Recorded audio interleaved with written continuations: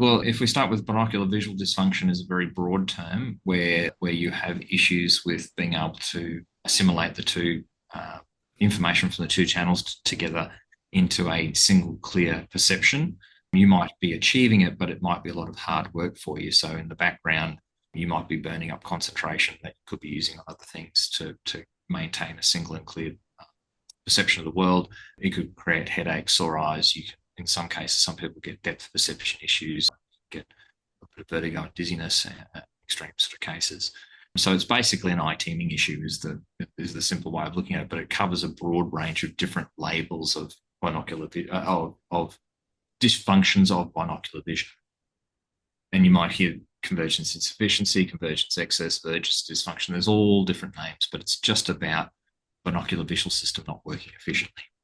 And if you take a fairly mechanical view of not being able to turn the two eyes in together, then you might use a prism to push the light in a particular direction so that you don't have to move your eyes far, and therefore it's less work to get the two images to work together.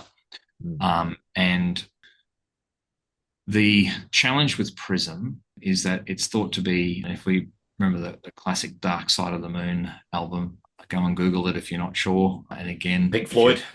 And so you see that prism and the white light hitting it, and then the light coming out the other side spread out. So a large prism will obviously spread white light into its very colors, but if you take a much narrower prism, that spread is a lot less obvious, and so it seemed to just bend the light. But they're actually very, very fairly simple prisms, but they're actually very complex optical devices, and so you need to be careful about once you start using stronger prisms that you're not inducing other kind of aberrations and things that people find uncomfortable, and that can be part of the limitation. Now, if you're dealing with certain types of binocular visual dysfunction, you may get some initial immediate benefit from prism feeling easier and more comfortable. But there is a term in optometry called eating prism, where because you're dealing with the what looks like a mechanical issue and you're prescribing for it, you actually haven't really got to why the person might have developed the binocular dysfunction to begin with. And they start developing the binocular dysfunction again through the prism. So they come back a few months later wanting or needing more prism again and again. That's not actually solving the problem very well over the long term.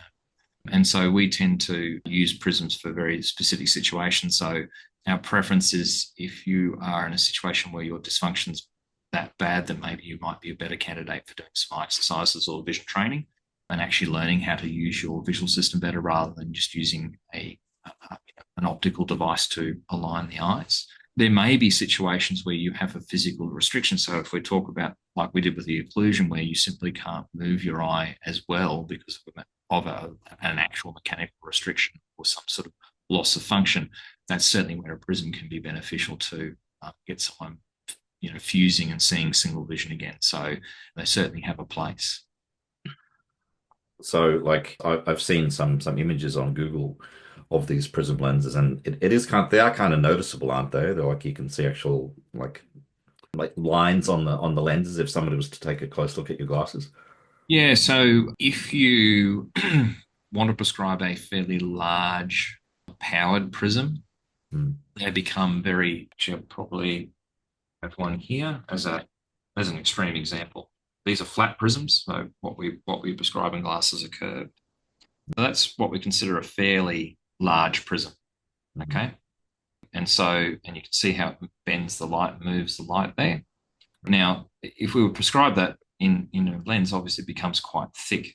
And so there's a thing called a Fresnel or Fresnel prism, which breaks it up into little line segments. So you can put it on as a film on a lens. So the Fresnels have an advantage that even if you're wanting to explore the use of a low prism, you can put a Fresnel on without having to make a whole pair of glasses again to see what prism's needed. How does a person start to eat prism? Is it actually providing any benefit? Right through to, okay, well, we can't put a big prism in a pair of glasses satisfactory, so we use this film made up of lots of little lines of prisms to generate the effect.